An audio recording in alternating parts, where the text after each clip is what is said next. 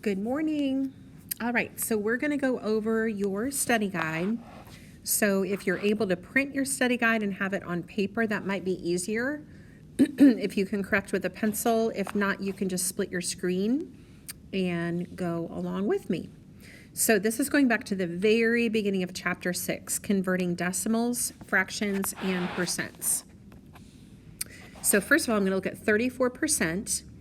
I know a percent is always out of 100, so I'm always going to put my percent over 100. I know that 34 and 100 are both divisible by 2. So 34 divided by 2 is 17. 100 divided by 2 is 50.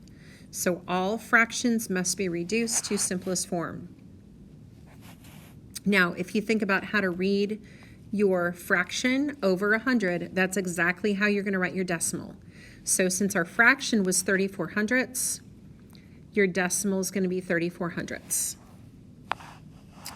Going from the decimal of 5 and 35 hundredths, you know that 5 is 500%. You know that 35 hundredths is 35%.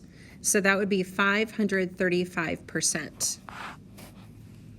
The decimal 5 and 35 hundredths is equal to the mixed number 5 and 35 hundredths, but that needs to be reduced. We're going to divide 35 by 5 and divide 100 by 5, so that final answer must reduce to 5 and 7/20. 2 and 7/8. Remember to convert your fraction to a decimal. You're going to do 7 divided by 8 on the calculator, and that is going to say 875 thousandths. To go from the decimal to the percent, you are going to slide that decimal twice to the right. So your percent is going to be 287.5%. Now, I did that to do my thinking, but I'm going to erase that because I don't want that confusing Miss Jardine when she's grading my final test. 685 thousandths equals 685 thousandths. That can be reduced. We're going to divide by 5. Both of these end with 5 and 0, so those are divisible by 5. 685 divided by 5 is 137. 1,000 divided by 5 is 200. So that would be your final answer. If I know my decimal is 685 thousandths, I know to go from the decimal to the percent, I'm going to move my decimal twice to the right. So my percent would be 68.5%.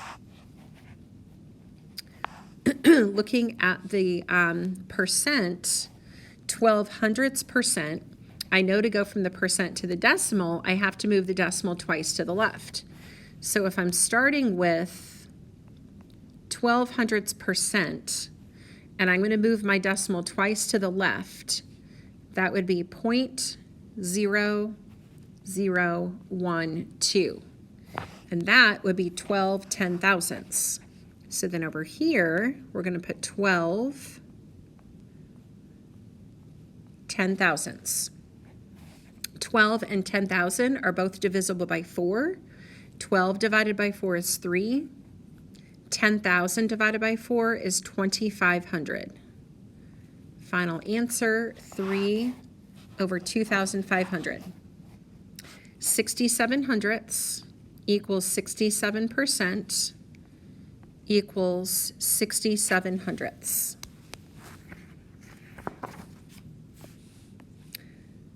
Use the number line to order the numbers from least to greatest. So always make sure you read those directions carefully to see what you're ordering from.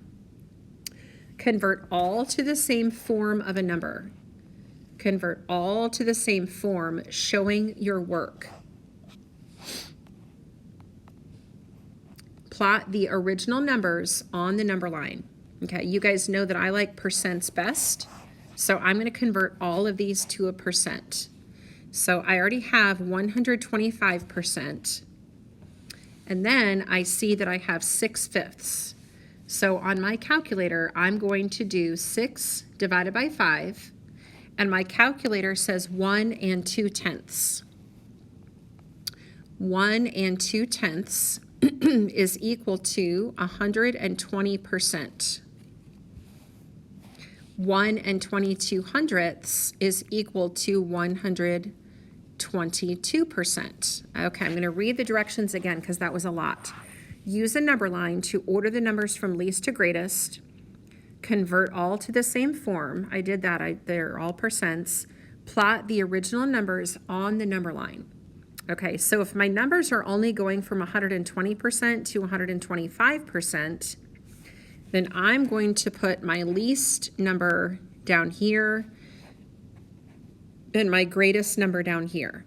Well, my least number is 120%, but that was originally 6/5. My greatest number is 125%.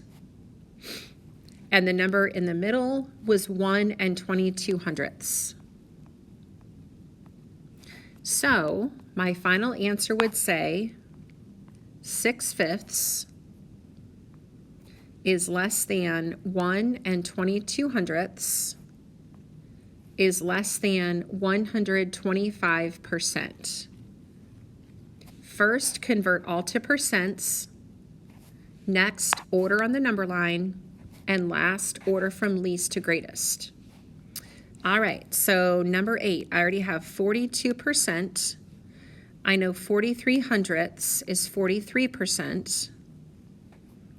And 17/40 on my calculator, if I divide 17 by 40, it tells me 425 thousandths, which is equal to 42.5%. So now I'm going to put on the number line. I've got 42%, 42.5%, and 43%. Scooch that over there. Okay. So on the number line, I'm going to put my 42% down here to the left. I'm going to put my 43/100 down to the right. And my 17/40 is going to go right in the middle. So my final answer would say 42% is less than 17/40 is less than 0 43/100.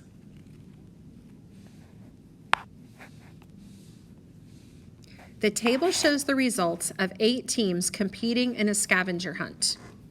Which team collected the most items? Which team collected the fewest items? Show your work, change all to one form. Okay, that was a lot of directions. Read and reread. The table shows the results of 8 teams competing in a scavenger hunt. Got it. Which team collected the most?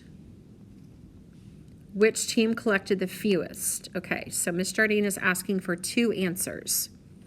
And then I have to show my work and change all to one form. Okay, so I'm going to start by changing all to one form. So I like percents best, so I'm going to convert my 3/4 to 75%. My 8/10 will be 80%. I already have got a percent for number 3. Number 4 would be 82.5%. Number 5, I'm going to do 29 divided by 40 on the calculator. So that would be 72.5%. I've got a percent for number 6. Number 7, I'm going to go to my calculator and do 63 divided by 80. And that is 78.75%. All right. The table shows the results of 8 teams competing in a scavenger hunt. Which team collected the most? Which team collected the fewest? Show your work. Change all to one form. Okay, so the only thing I have left to do is give my 2 answers. So Ms. Jardine wants to know the most and the least. So comparing my numbers, the most would be Team 4 with 82.5%. And the least would be team 5 with 72.5%.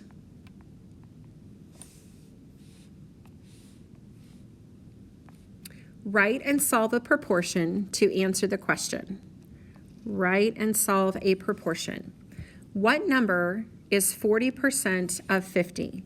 So this goes back to percent over 100 equals is over of. So first label all four parts of your proportion and then decide what goes where. So I see 40%, I see of 50, and I see the question, what number is? So that's my unknown. Next, cross products. 100 times x, 50 times 40. So 100 times something equals 2,000. Identify your coefficient. Divide both sides by the coefficient. Remember, you can use your calculator to do all of the math, but you have to show your steps. So x equals 20. 35 is what percent of 25? So first, set up and label all four parts of your proportion. Percent over 100 equals is over of. I see 35 is. I see of 25. And I see the question, what percent? That's your unknown. Cross products, 25 times x, 35 times 100. Identify your coefficient. Divide both sides by the coefficient. So on your calculator, 3,500 divided by 25 is 140. Final answer, x equals 140. Oh, I'm sorry, this was a percent. Is what percent? So that should say 140%. Write and solve an equation to answer the question. 135 is your equals. What percent is n percent of means times 500. 135 equals n percent times 500. Draw your mirror. Divide both sides by 500. N percent equals 27 hundredths. Now this is where you're going to reverse those and say n equals 27%. 42 equals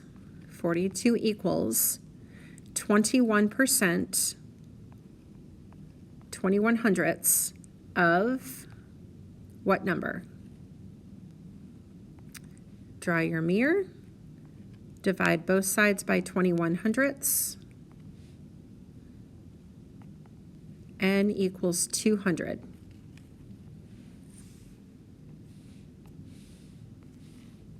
A quarterback completed 68% of his passes in a game. He threw 25 passes. How many passes did the quarterback complete? He completed 68%. He threw 25. Question, how many passes did the quarterback complete? Okay, so I've got the percent, I've got the total number thrown, but I don't know how many that was. So I'm going to use percent over 100 equals is over of. 68% of the passes out of 100% thrown is how many out of 25 passes thrown? Cross products. Cross products. Oops. Identify your coefficient. Divide both sides by the coefficient. Okay, so that makes sense. So he threw 17 passes. I'm sorry, he completed 17 passes out of 25 total, and that's 68%. Number 15. You have 44 text messages in your inbox. Your inbox is 88% full.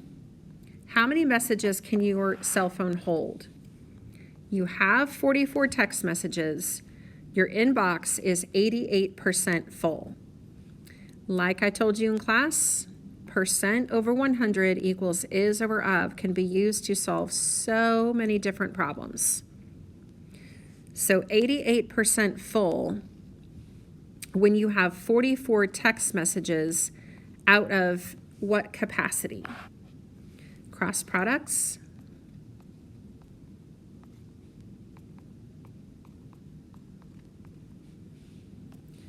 Identify your coefficient. Divide.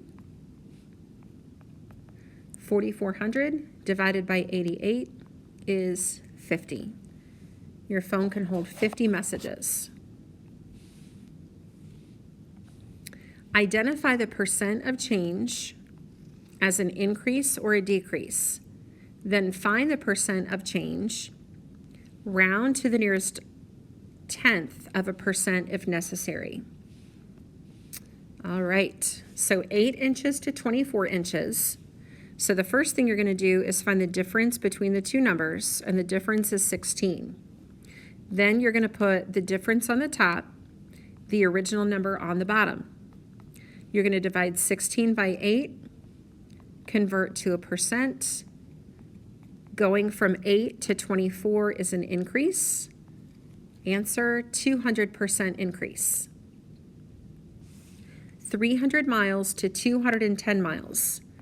Find the difference. Difference is 90. The difference goes on the top. The original number goes on the bottom. On your calculator, divide 90 by 300. Your calculator says 0 and 3/10. Convert that to a percent.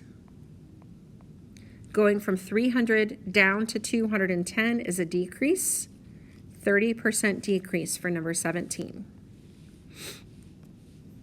24 songs to 78 songs. Remember, you can do all of this math on your calculator.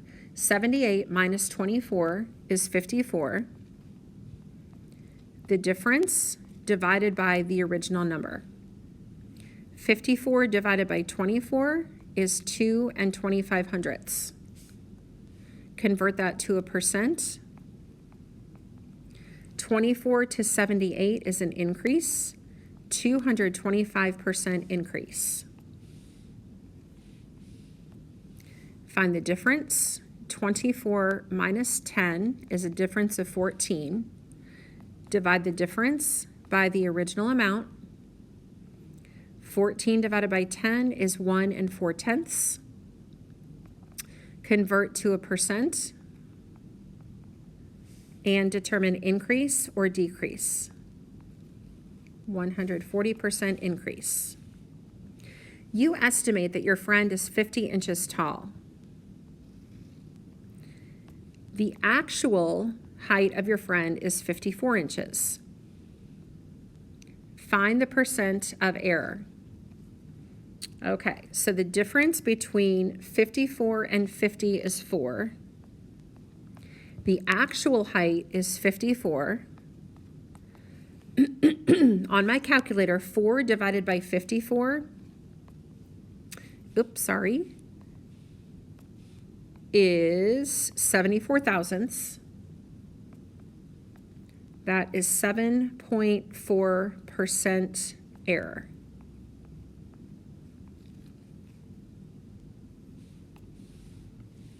Find the original price, the discount, the sale price, or the selling price. So these are the problems I said you have to be really careful about reading the directions. Make sure you know what we're asking you to find. So the original price is $30. The discount is 10%. Find the sale price. So remember, my favorite method is to multiply by the percent that you're paying. So if the original price is $30 and it's discounted 10%, that means that you're paying 90%. So you're going to show me all these steps on your paper. So if you go to your calculator and multiply 30 times 0.9, it says 27.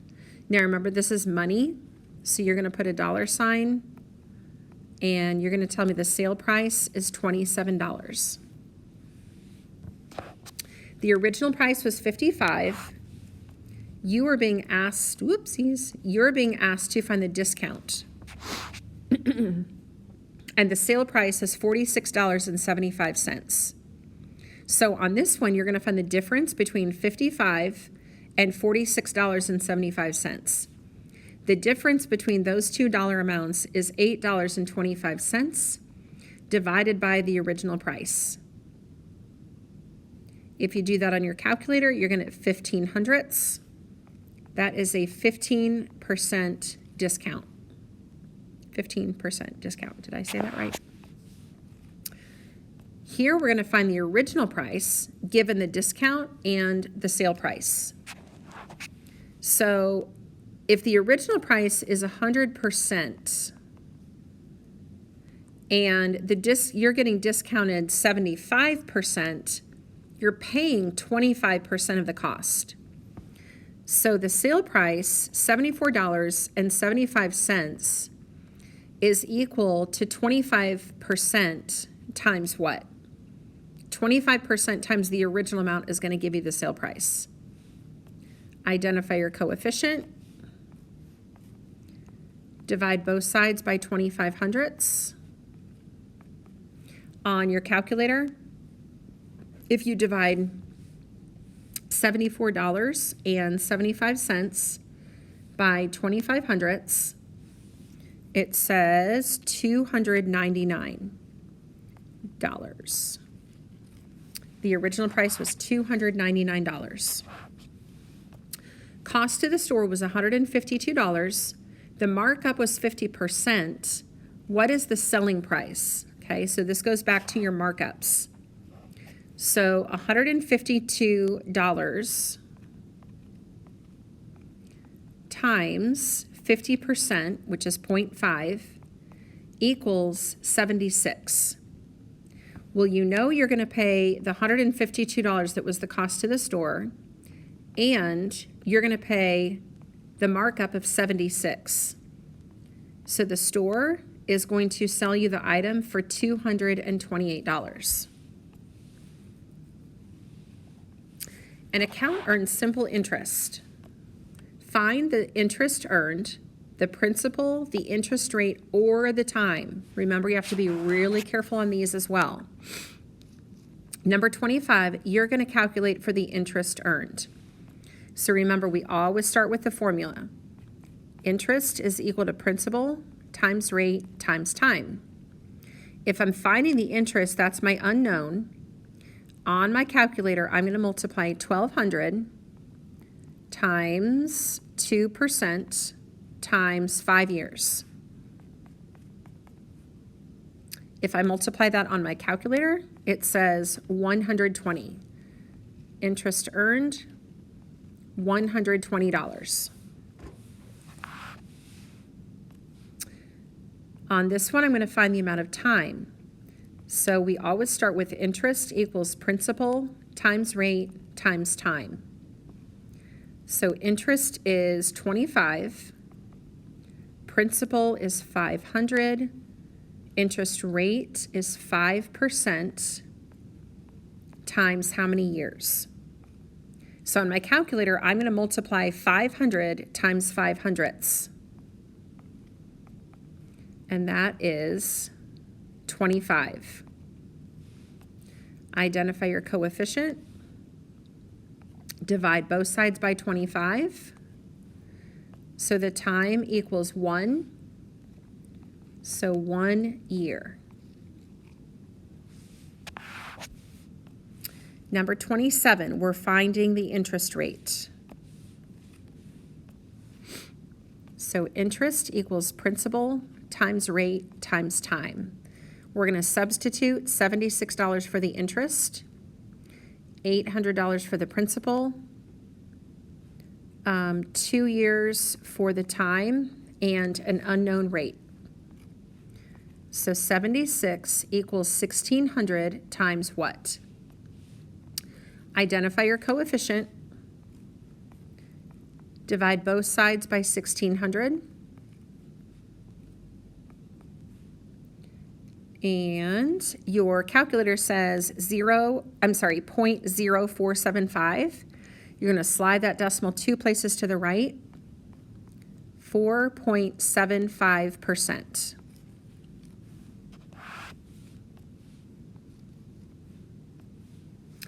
This one we're finding the principal. So we're going to start again with interest equals principal times rate times time. Substitute $119.88 for the interest times 0.036 times 3 times an unknown principal. So on your calculator, if you multiply 0.036 times 3, it's going to say $119.88 equals 0.108 times an unknown principal. Identify the coefficient. Divide both sides by 108 thousandths. And your principal is $1,110. That's how much money you deposited.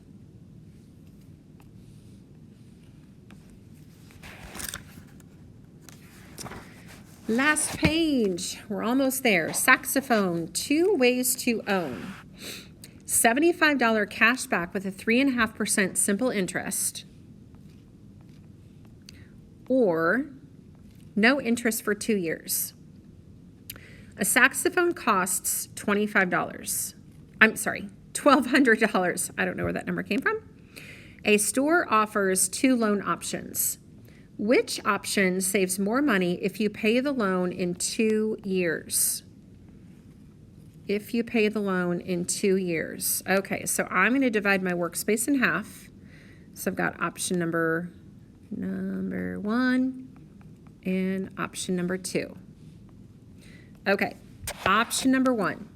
We know interest is equal to principal times rate times time. So interest is equal to a $1,200 saxophone times an interest rate of 3.5%, which is 0.035, and for 2 years. Interest equals $84. Now, if they're going to give you $75 cash back, if you were going to pay $84 in interest, but they're going to give you $75 of that back, you would only owe $9 in interest. So let me switch colors. So the $1,200 saxophone plus $9 in interest with option 1, you would pay $1,209 for the saxophone. Option 2 says no interest for 2 years. No interest for 2 years means that you can pay off the $1,200 with 0 interest. So for this one, you would only pay the $1,200. So the better deal is paying with no interest. You borrow $200. The simple interest rate is 12%. You pay off the loan after 2 years. How much do you pay for the loan? Interest equals principal times rate times time. Interest equals 200 times 12/100ths times 2 years. Interest equals $48. How much do you pay for the loan? Well, you're going to pay $200 that you borrowed plus $48 in interest. You're going to pay $248 for that loan. All right, we did it. See you later.